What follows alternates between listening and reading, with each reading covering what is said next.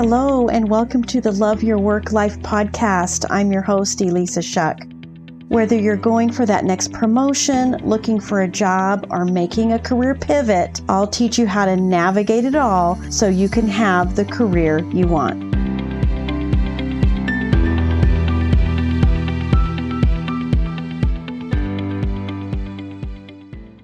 Welcome to Love Your Work Life, episode 91.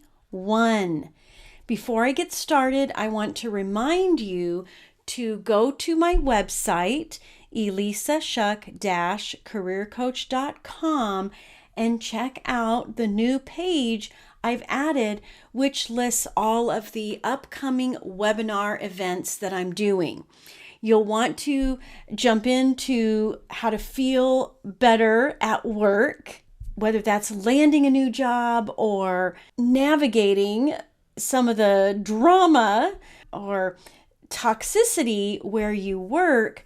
Whatever it is that you need to feel better at work, that's going to be the focus of those webinars. So be sure to check out the events menu item and take a look at when those are happening, because I would love to have you there.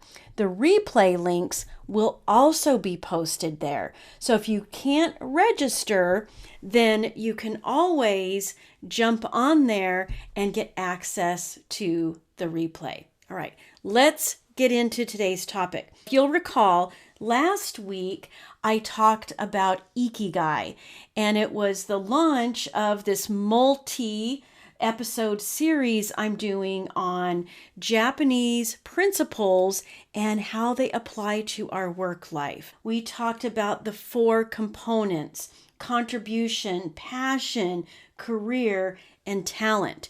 And hopefully you did that Venn diagram where you started to see where those aspects overlap and start to create some clarity about Ikigai, your life purpose.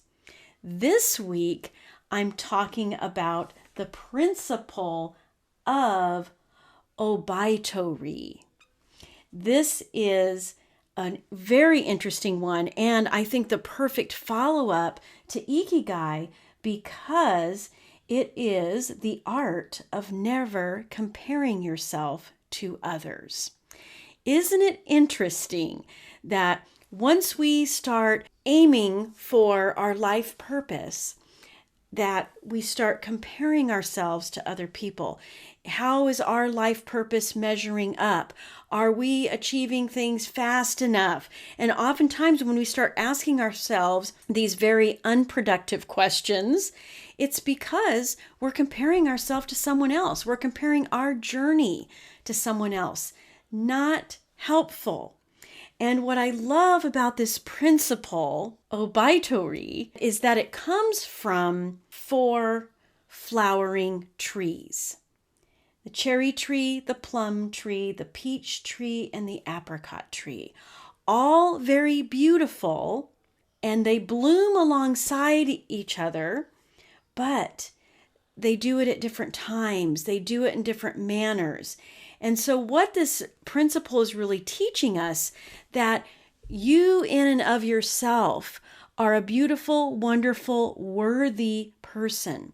You don't need anyone else to validate that for you. And you certainly don't need to compare your life, your story, your strengths, your experiences to anyone else out there to find value.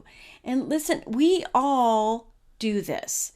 And part of it really, I think, comes from some of our primitive brain tendencies.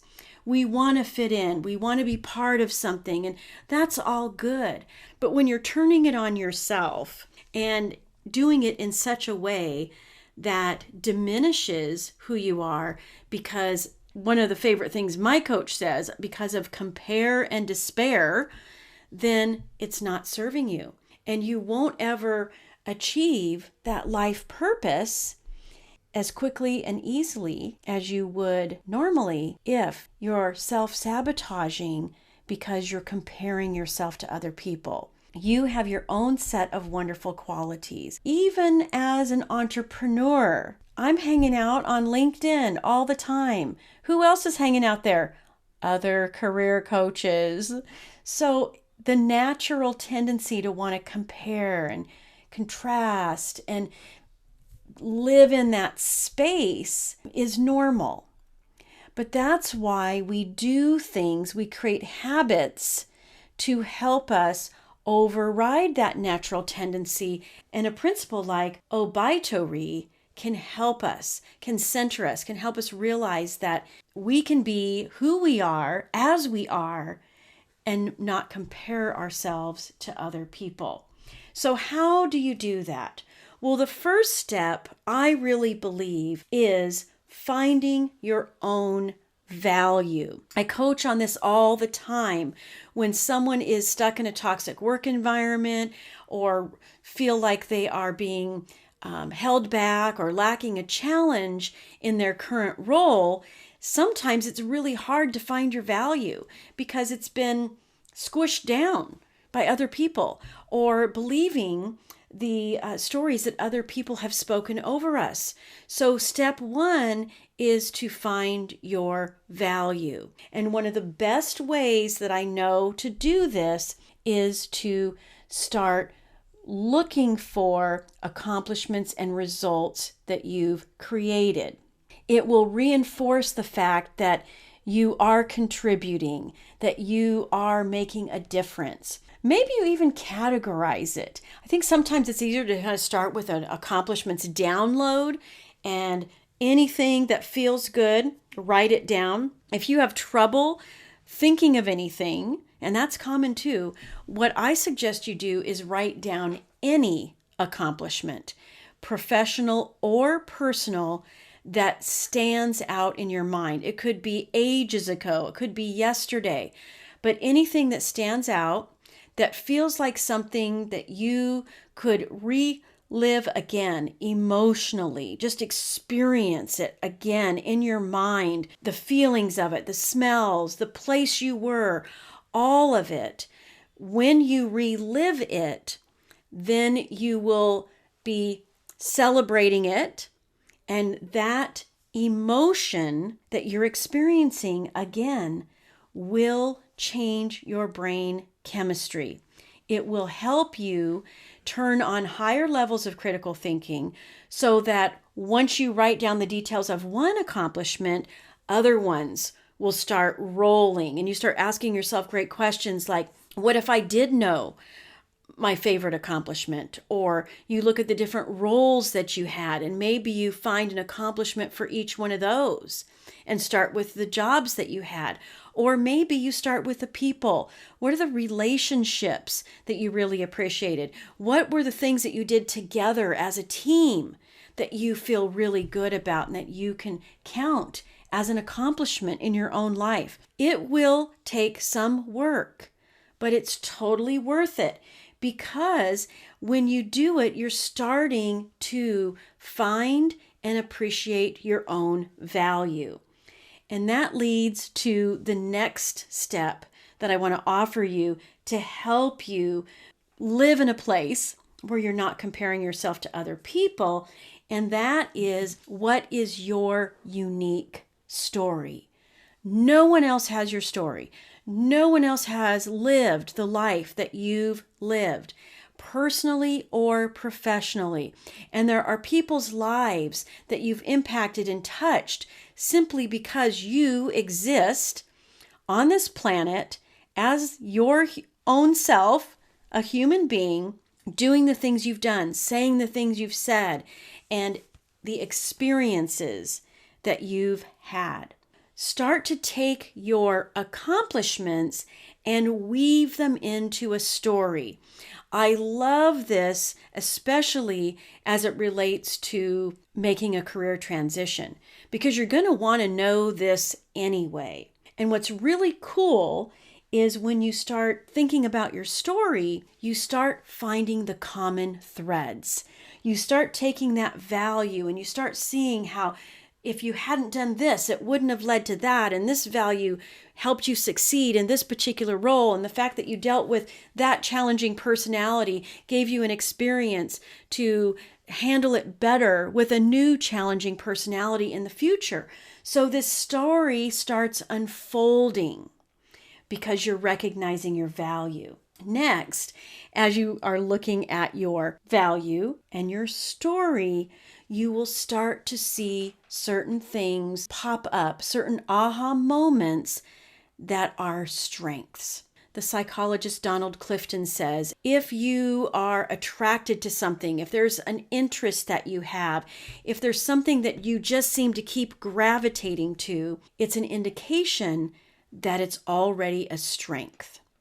And he goes on to say, if we focus on our strengths and we decide that we're going to leverage our strengths and capitalize on our strengths, then weaknesses actually become obsolete.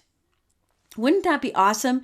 He talks about the fact that no matter how much effort and time and energy you put in to developing some aspect of yourself, the most you'll move it on a scale of 1 to 10 is maybe 2-3 points.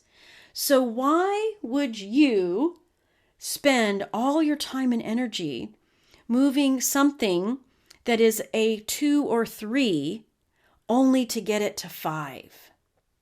When you capitalize on your strengths and you put your time and energy and focus into that, well, you could move a 6 to an 8 or 9.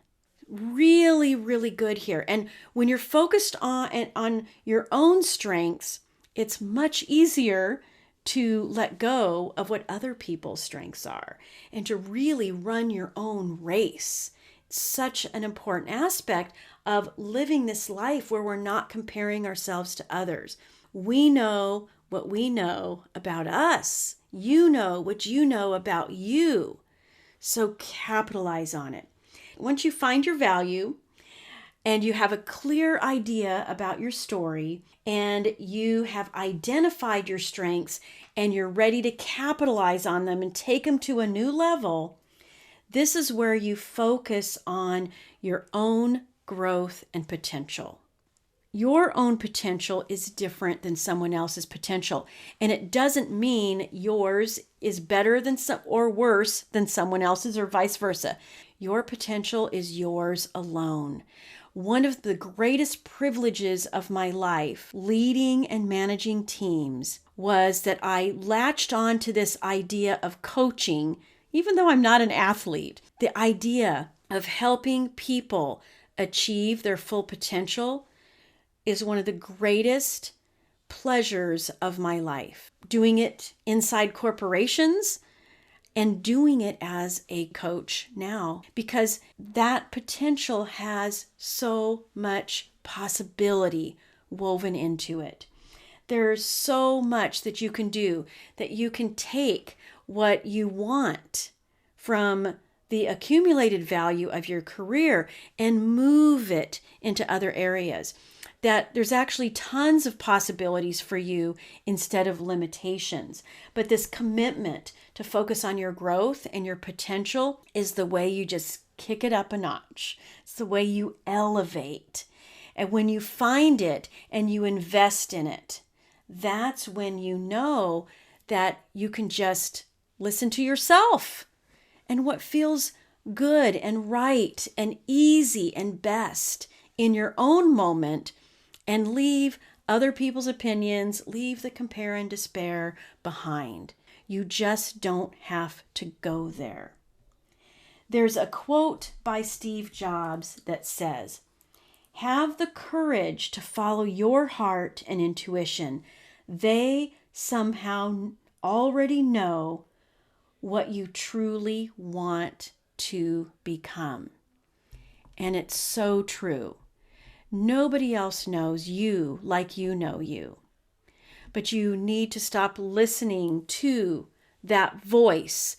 We've talked about it before, right? That dialogue inside you. Start countering the compare and despair with thoughts of, I know who I am. I know what I can do. I know what I'm capable of. And I know what I want to do and what I'm willing to invest to make that happen.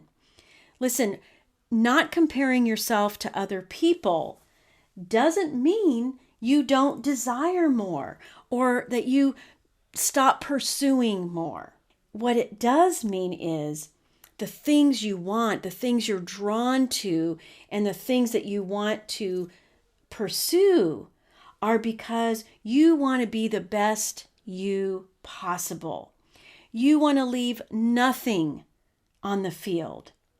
It's your inner desire that is motivating you versus comparing yourself to someone else and trying to live their story. It's just not worth it. And it's worth practicing this principle of not comparing yourself to other people. It's worth cultivating Oubaitori. All right, my friends, I'll talk to you again next time. If you like this podcast, I invite you to visit the Love Your Work Life website at elissashuck-careercoach.com. On the site, you'll find all the information you need to work with me one-on-one, as well as get access to my courses, Job Search Field Guide, and The Art of Stellar Interviews. I can't wait to help. I look forward to seeing you there.